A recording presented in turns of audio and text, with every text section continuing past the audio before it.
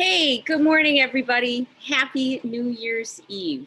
I am so glad you're here. As you can see, we've got snow. So we'll have snow for New Year's Eve, if nothing else. So anyways, why does it matter? I'm Rita Hickman. I'm a body-mind expert, and I'm a shiatsu massage therapist. And my specialty is helping women who have narcissistic and toxic relationships. And I got to tell you, the majority of women who end up really struggling with narcissistic, side effects, the women who struggle with that most are the ones whose mothers were narcissists. So when we look at narcissism, we have to look at it from the lens, not that a narcissist is a horrible person, but that they're literally where they are at, not capable of being the person that you need them to be. They're not capable of being the mother that you need to be, and they probably never were. Now, sometimes that narcissism is caused because they're more on the Asperger's scale. And if so, Asperger's, autism, more on kind of that side of the scale, usually scientists, engineers, people who are really smart and spend a lot of time in their head. Now, many times that narcissism is based on a complete inability to be somebody different because it's how they're wired. When someone's more on that side of the spectrum, they are very narcissistic, but it's not narcissistic coming from a place of punishing you or coming from a place of revenge or, emotional angst. Typically, it's coming from a place of when someone is more Asperger's or autism, more in their head, they just don't have the same emotional resources as other people do. Now, there's another kind of, then there's the other narcissism, the narcissism that's more bipolar, borderline personality, PTSD, ADHD, where it's an emotional mental health condition where someone is so consumed by their own inner experience, by their own fears and insecurities, that they behave like really mean, angry, scared, manipulative sorts of people.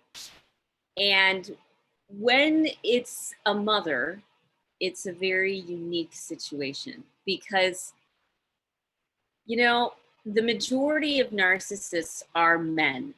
And so when someone starts talking about how a narcissist is a woman, it's very difficult for people to believe them, to believe that a mother could be that underhanded, that unkind, love their child that little. And you end up with something, especially when it's a mother or a father, of something called a trauma bond.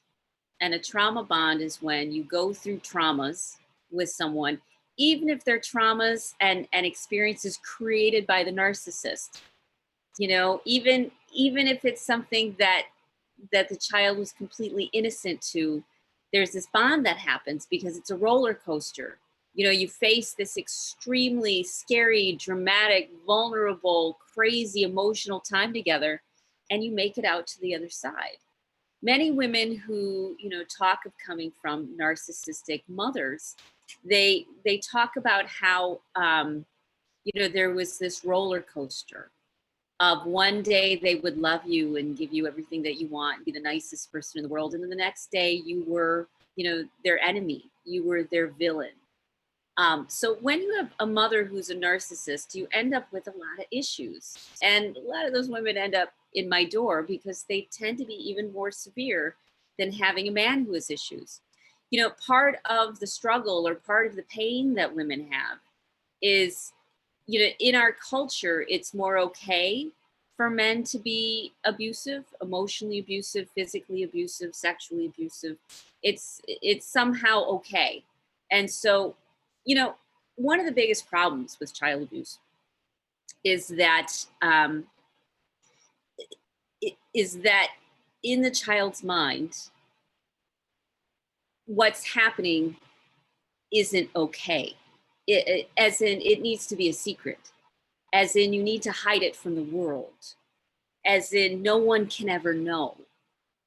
And when these secrets happen, when we judge ourselves, when we somehow think, okay, a man, yes, they have a heavy hand, dads get angry, dads can be scary, but moms are held to a whole different standard and experience because they're wired differently. And when you have a mother who is emotionally abusive or physically abusive, when you have a mother that's that way, it cuts even deeper because you're like, wait, this is supposed to be the one person in the world. There's songs about this. There's stories about this, how you can always depend upon your mother. She can always be there for you. And when that doesn't happen, it's very, very painful and very confusing. There's a number of different experiences that you need to have that you now need to start looking for yourself. When the first one of the most important steps to healing from a narcissistic mother is realizing that you didn't get what you needed and that it's time that you take responsibility for what you needed, because your narcissist mother just isn't going to be able to give it to you. But that doesn't mean you didn't need those experiences of being held when you're vulnerable, of being heard, of having a feminine energy, of having a woman understand where you're coming from, of having someone present when you need them most. You can end up very frightened and confused when you have a mother as a narcissist, because you then tend to think that your mother maybe was an anomaly. But in reality, there were a lot of mothers that were narcissists and a lot of women who have a lot of issues. And so we tend to walk into feminine relationships thinking, oh, this is going to be different. It's like having a relationship with a healer. You think a healer is going to be somehow more evolved and kinder and nicer. In reality, a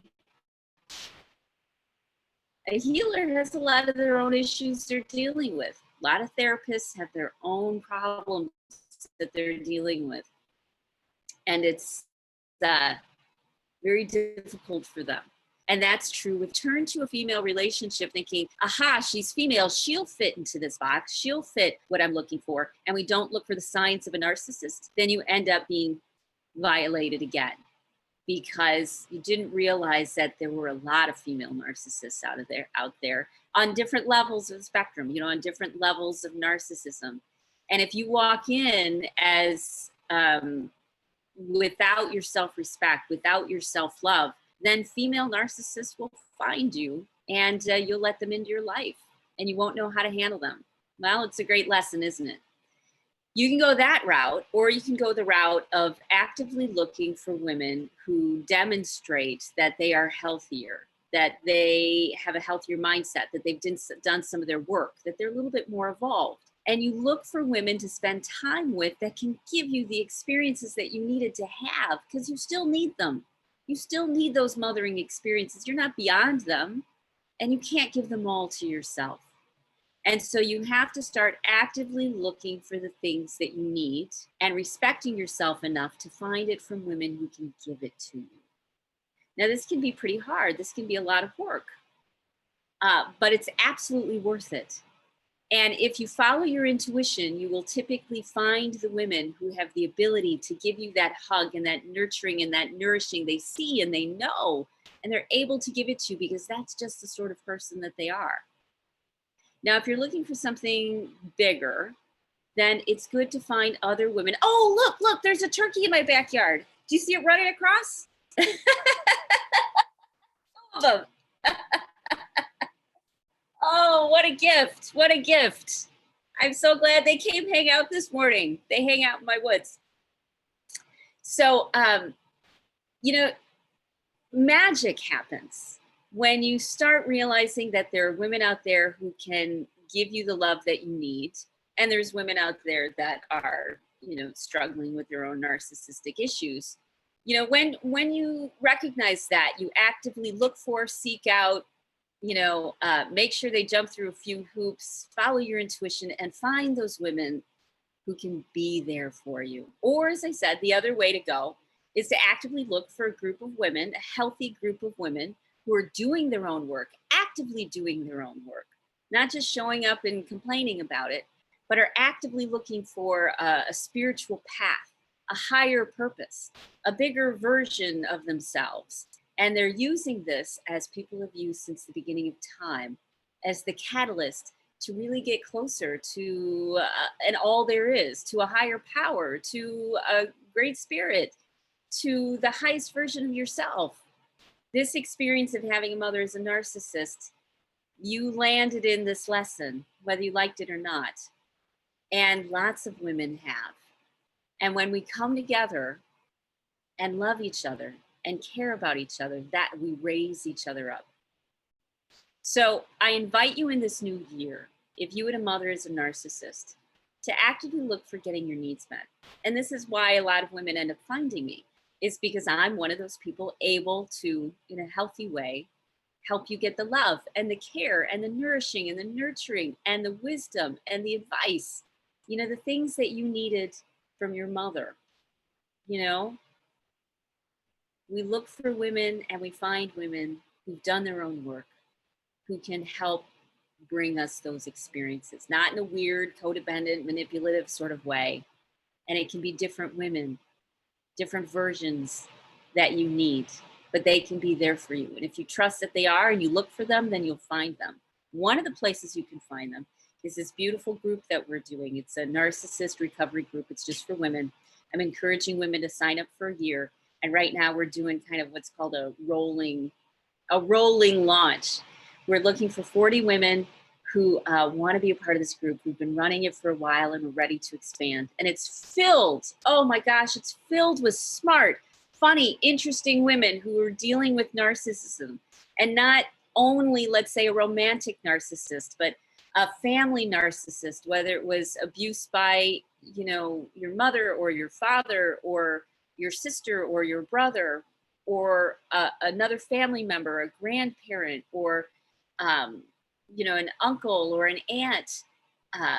It's filled with women who are right where you are, who've had many narcissists in their life, and they have the ability and the desire to be there for one another, and the ability and the desire to work through these things that having a narcissist mother really brought up for you.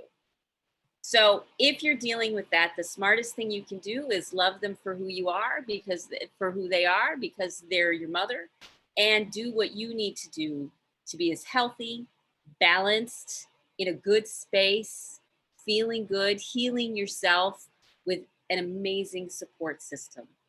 That's what you need to get in order to really move forward, because you're not going to move forward until you get those experiences that you need of nourishment and nurturing and love.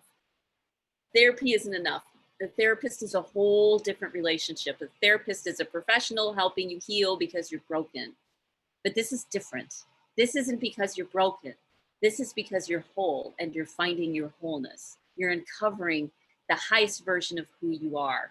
And you're doing it through what you're supposed to be doing it through, a community of loving human beings. One of my favorite places in the world is a place called the King Spa. And at the King Spa, it's separated into a co-ed where you wear little pajama thingies, and it's separated into the women's area and the men's area. In the women's area, all the water areas are naked. There's no clothing, swimsuits, no nothing. So I went on Sunday with my sister, and this place was packed with women of all ages and sizes and colors and shapes and personalities.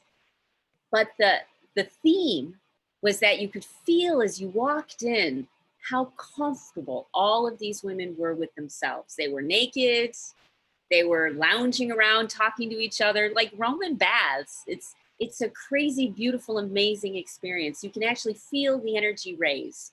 If you haven't had positive, good, meaningful, feminine energy in your life, you need to have it, because it's a whole different way of looking at the world, and it touches a whole different part of your soul you didn't even know was crying out, and that we would look for from the people who weren't able to give it to us. You can find women that are capable, and the experience is amazing. So if this is what you're looking for to heal, to move forward, whether no matter who the narcissist was.